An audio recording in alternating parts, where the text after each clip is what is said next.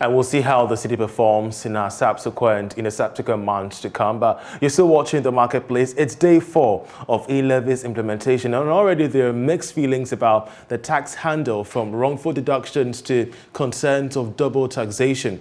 But in all these, businesses that heavily rely on mobile money transactions are anxious about the impact of the e-levy on the cost of doing business in the country. Helping us discuss is CEO of the Chamber of Entrepreneurs, Sheriff Gali, as well as the country coordinator of CARTS International, Kosi Apia Dumako. I want to start off with you, Sheriff. Grateful that you could join us. It's almost a week since the e-levy implementation. What are entrepreneurs telling you regarding their concerns? Apparently, it's difficult to find body armor and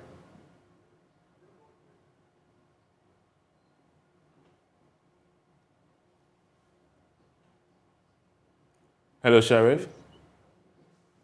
Yes.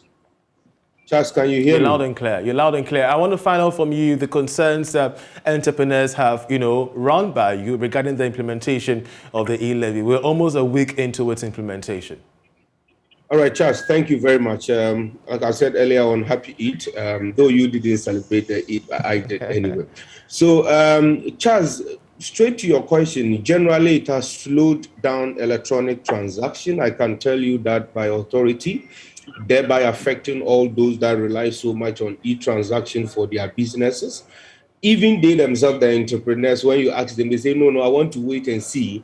Because the problem is that I think some of them foresaw that there would be problems in the implementation or the initial stages. So they don't even want to make that mistake to be overcharged and all those things. So it has literally made the e-transaction environment very, very slow. Entrepreneurs are not even willing to receive electronic because they know they'll be pay extra charges. And one surprising thing people haven't realized is that people are even started increasing their prices. I engaged some of the entrepreneurs and they were telling me that, hey, I've even increased because I need to take care of the taxes that I'm going to incur. And the buyers and customers too now they will tell you that no. If not cash, I don't think I will be willing to pay mobile money to be extra charge or just a way that they don't get the tax. They don't get taxed. So it has generally slowed the e-transaction environment for entrepreneurs, and they are finding ways of means of being able to get over it. Others are gonna make their prices a bit high so that they can take care of the tax. So there are so many things happening right now. And I think one of the other things they also raised was the overcharges that they are experiencing. And especially, making a transaction below 100 cedis that has to be charged, and others being double charged on taxes, or let me say the calculation doesn't really fit into the 1.5 as it's supposed to be. So, and in as much as we know that especially the 100 CD charges were those that are off-net transactions like MTN to MTN, and we say Vodafone to other network. But that notwithstanding, I think it's also something that has really put a lot of fear into people. As I speak to you now, there are some people that have not attempted even one transaction because of what they have seen people reporting. So it's when you ask, they say, no, it's no go area for now. So I think that government should, as a matter of agency, quickly work on this.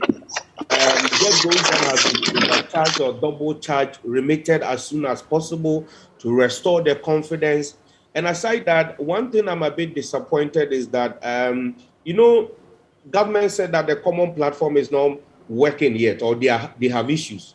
So the telcos are supposed to be doing deductions, and the telcos have this experience in doing these deductions for a very long time, even when we have the off-net transaction system in place. So why are we having issues with e-levy, double, that mistake or double charges and all those things? So one would associate this to the early implementation, which for me, I don't think should be the excuse. Great. Where systems works, you realize that they would have done a lot of prototyping. They should have done a lot of transactions on their platforms to ascertain some of these challenges. But what this is posing is that we don't see it. We might think that, let's excuse ourselves, it's the early implementation. But you see, people are now becoming afraid. And you know, some people are there, it will take them months because they want to see people come to tell them that no, now things are okay before they transact. Indeed, and of course, the deputy finance minister, Dr. John Kumar, made claim to this, the fact that we're going to be experiencing a contraction rate in the passage of the e-levy in its initial stages. But, Sheriff, we've engaged with the president of the Ghana Union of Traders Association. They are also a very large base of informal sector, workers. And they're also raising concerns about double taxation. How does this relate to entrepreneurs? So, we are mostly in the arena of facilitating transactions. If not, we're doing merchants or we're enabling business transactions. So at the end of the day, an entrepreneur can do transaction more than a normal person. Maybe a day you does 100 to a loved one. But for us, you buy, you sell. So mostly it's in and out. So it is related to us because I can say we actively participate in the electronic transaction arena, and that's why entrepreneurs are crying, because if that mistake should continue, it means double charges will be happening and all. It will never be good for businesses. And like I told you, that the worst thing we can or we should be praying against is that these entrepreneurs are planning to increase their prices. I'm telling you. And if we do that, you can imagine that the already hardship we are facing is going to be a big issue. So it should be worked on as soon as possible. Nobody cannot say that entrepreneurs shouldn't complain, because we actually dash transaction more than anybody. We buy, we sell.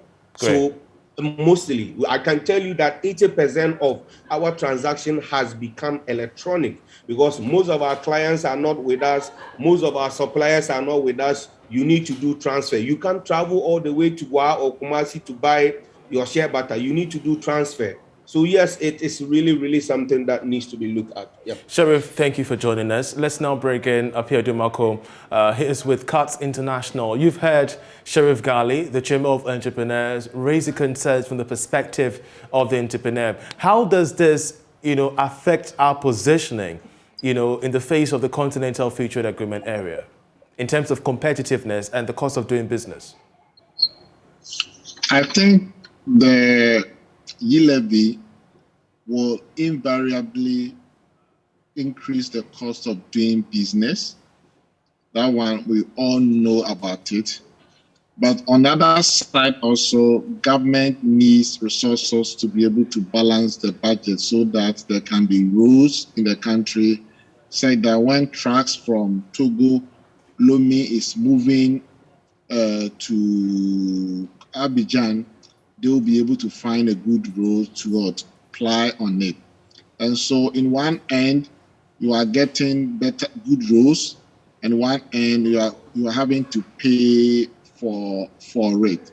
Of course, it's going to increase cost of doing business, but then in the long run also, if the resources from e-levy is utilized judiciously, I think that we can also see the positive side of e-levy. From the perspective of Cuts International, what specific, positioning must government take? As you rightly stated, is the e-levy is really going to be felt positively if we see the outcome of its use in developmental processes. But when it comes to business regulation, the business environment, attracting investors, how can government reposition itself to ensure that, the attractiveness isn't, affected by this particular levy? I think government can showcase the strength of this economy and not allow the e-levy to take away the shine of it. There are lots of things good in this country that we can cling on and do not allow the e-levy to take the glory of the country. As I said, taxes is the subscription that we pay to live in a civilized society. So as a people, even when investors are coming in their country, they pay taxes, just that they don't pay anything like e-levy.